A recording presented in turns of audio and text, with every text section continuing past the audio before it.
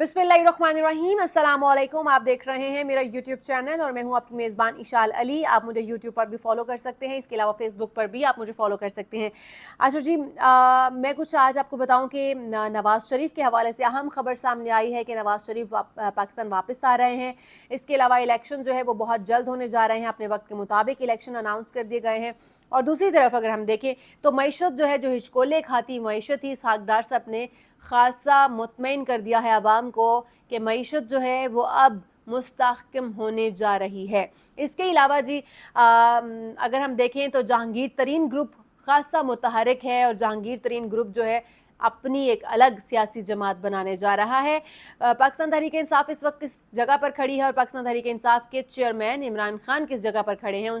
उनका फ्यूचर मुस्तकबिल क्या है, उस हवाले से अभी बात करूंगी। सबसे पहले इमरान खान साहब से शुरू करते हैं कि इमरान खान साहब इस वक्त बंद गली में जा खड़े हुए हैं। उनकी सियासी जमात पाकिस्तान तहरीक इंसाफ भी और इमरान खान साहब खुद भी इस वक्त बंद गली में खड़े हैं, जिसके आगे कोई रास्ता, कोई मंजिल कुछ नज़र नहीं आता। बहरहाल इमरान खान का इसमें खुद का बड़ा हाथ है। इमरान खान साहब आज जिस जगह पर खड़े हैं, मैं ये समझती हूँ कि इमरान खान की अपनी गलत पॉलिसियाँ, अपना एक अलग थलग ही एजेंडा या फिर बयानियाँ, जिसको ना तो वो खुद दूसरों को समझा सकते हैं, ना ही जिस बयानिया की उन्हें खुद से कोई समझ बूझ है। उसके अलावा जी इमरान खान के जितने साथी थे वो पार्टी जो है वो छोड़ चुके हैं। जो अहम कायदीन थे, दोस्त अहबाब थे, उन्होंने भी पार्टी को छोड़ दिया है। उनमें से कुछ मुतहरक जो कायदीन, जो पार्टी के मेंबरान थे, उन्होंने अलग से अपनी सियासी जमात बनाने की ठान ली है। पहले ये सोचा जा रहा था कि पाकिस्तान तहरीक इंसाफ को ही आगे लेकर जाया जाए और इमरान खान को माइनस कर दिया जाए, लेकिन अब समझ में आ रहा है, अब देखने को ये मिल रहा है कि जहांगीर तरीन और अलीम खान ने मिलकर जो फ्रंट मैन का किरदार अदा कर रहे हैं इस वक्त नई सियासी जमात बनाने में, उनका ये मानना है कि अगर पाकिस्तान तहरीक इंसाफ को ये आगे लेकर चला जाता है तो ये जो प्रेशर ग्रुप है या प्रेशर पार्टी है, ये कामयाब नहीं हो पाएगी। लिहाजा उन्होंने ये सोचा है कि एक अलग से सियासी जमात बनाई जाए अवाम के लिए, जिसमें अवाम की रसाई मुमकिन हो पाए, ताकि अवाम के लिए कुछ किया जा सके। अब जी ये जो सियासी जमात बनाने की तगदो है, ये किस हद तक कामयाब होगी और इसमें कौन कौन शामिल है, इस हवाले से भी आपको बताऊं कि ओन चौधरी इसमें शामिल है, सीनियर सियासतदान इसहाक हाकवानी इसमें शामिल हैं, साबिक सीनियर सूबाई वजीर सईद अकबर नूरानी इसमें शामिल हैं और नवानी इसमें शामिल है, साबिक MP हैं शोएब सदीकी और दीगर बहुत सारे अहम तहरीक इंसाफ के रहनुमा कारकुनान जो हैं वो अपनी सियासी अलग जमात बनाने जा रहे हैं। इससे पहले देखने में, सुनने में आ रहा था कि तमाम जो सियासी जमातें हैं, पीपल्स पार्टी हो गई, नून लीग हो गई या दीगर जमातें हैं, वो अपने अंदर जम करना चाहती हैं, अपने अंदर शामिल करना चाहती हैं इन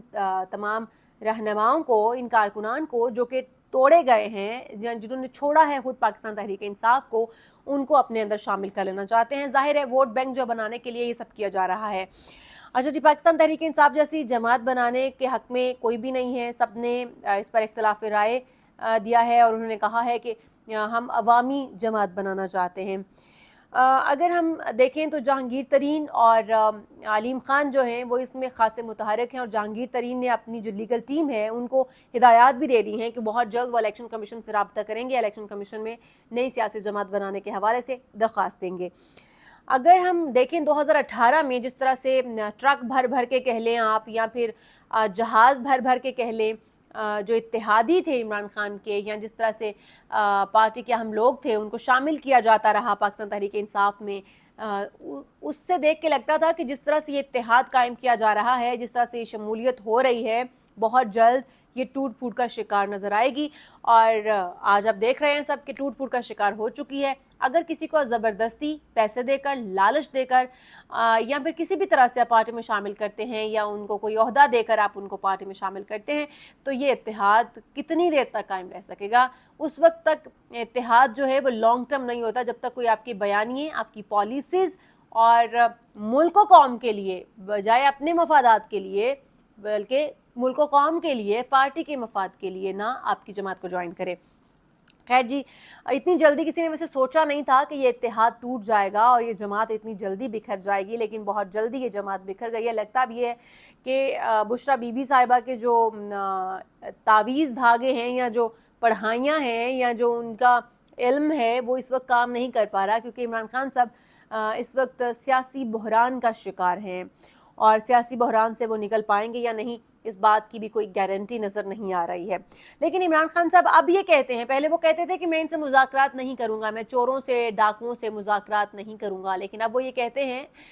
مختلف پلیٹ فارمز پر بیٹھ کر کہ میں مذاکرات کرنا چاہتا ہوں، میرے ساتھ کوئی مذاکرات کی ٹیبل پر آنا نہیں چاہتا. تو اب مذاکرات کا فائدہ میرے خیال میں، اب تو مذاکرات یا بات چیت سے بات بہت آگے نکل چکی ہے، اور خان صاحب اب مذاکرات یا بات اگر کریں گے بھی تو آپ کے پاس کیا ہے ان کو آفر کرنے کے لیے کہ جی آپ مذاکرات کی ٹیبل پر آئیں، کچھ میری شرائط ہیں، کچھ آپ کی میں ڈیمانڈز مانتا ہوں، تو اب آپ کے پاس رکھنے کے لیے سامنے کیا بچا ہے؟ کیونکہ اب تو آپ اپنے لیے ہاتھ پاؤں مار رہے ہیں، اب آپ کے پاس کچھ بچا نہیں ہے کہ آپ کسی کو کچھ آفر کر سکیں. خیر جی، اگر ہم دیکھیں تو جب بھی پیچھے اگر ہم چلے جائیں کچھ تاریخ کے وراق پلٹیں تو اس میں بھی ایسا ہی ہم نے دیکھا کہ جب بھی کسی سیاسی جماعت پر برا وقت آتا ہے، مشکل ترین وقت آتا ہے، بحران شروع ہوتا ہے اس کا سیاسی، تو اسے توڑنے کے لیے، مزید اس کو کمزور کرنے کے لیے سیاسی جماعتیں وجود میں لائی جاتی ہیں، فارورڈ بلاک بنائے جاتے ہیں، اس کے علاوہ ایک الگ ہی جماعت کا قیام ہوتا ہے، اور اس بار بھی کچھ ایسا ہی ہو رہا ہے. اگر میں تھوڑا ہسٹری میں چلی جاؤں، تھوڑا تاریخ سے آپ کو اوراق پلٹ کر آپ کو کچھ بتاؤں تو سنیے گا ذرا غور سے. 1964 کے جب متنازع انتخابات ہوئے تو اس وقت بھی متحدہ اپوزیشن کا اتحاد قائم نہیں رہ سکا تھا. اچھا جی، اس وقت کی اسٹیبلشمنٹ نے 1967 میں نصر اللہ خان صاحب کو، نوابزادہ نصر اللہ خان صاحب کو لانچ کیا تھا. ان کی قیادت میں 5 جماعتوں پر مشتمل، جو 5 پارٹیوں پر مشتمل اتحاد قائم ہوا تھا، اور اس اتحاد نے بعد میں جو ایوب خان تھے ان کو چاروں شانے چت کر دیا تھا، ان کو سیاسی میدان میں پچھاڑ کر رکھ دیا تھا. اس وقت میں جب یہ Pakistan democratic party P D M بنی تو اس کا اتحاد اتنا مضبوط تھا، یا اس کا ووٹ بینک اتنا مضبوط تھا، جن لوگوں کو شامل کیا گیا وہ اتنے مضبوط تھے کہ ایوب خان اپنے اقتدار کو قائم نہیں رکھ سکے اور وہ ٹوٹ گئے. اس کے بعد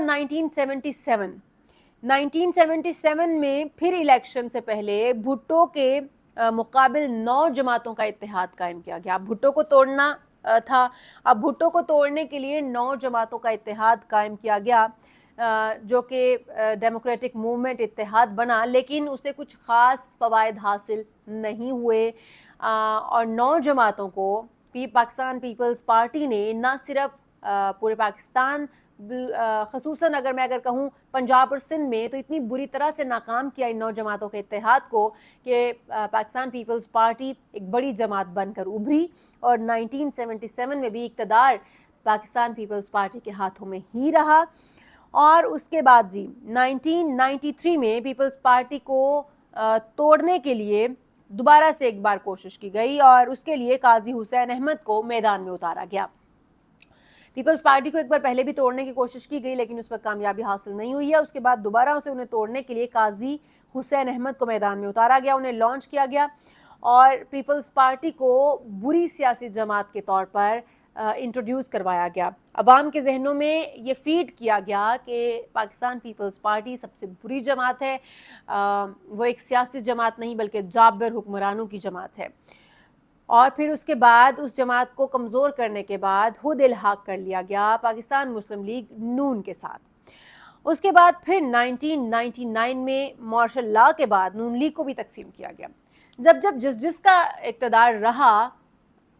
اقتدار یا جو طاقت ہے وہ کسی کے پاس بھی تا قیامت نہیں ہے، اس نے جانا ہے اگر اچھا وقت آتا ہے تو برا وقت بھی آتا ہے. اب جب پاکستان مسلم لیگ نون کو توڑنے کی کوشش کی گئی تو اتحاد جو ہے وہ اس طرح سے قائم کیا گیا کہ وہ کامیاب نہیں ہو پایا. نون لیگ اس طرح سے تقسیم نہیں ہوئی، ٹوٹ پھوٹ کا شکار نہیں ہوئی، ہاں لیکن ان کا ووٹ بینک جو ہے وہ خاصا کمزور ہو گیا تھا. اس کے بعد ہم نے دیکھا کہ جب پاکستان تحریک انصاف کو لانچ کیا جانا تھا، پاکستان تحریک انصاف نے آنا تھا، تو پاکستان تحریک انصاف کو بھی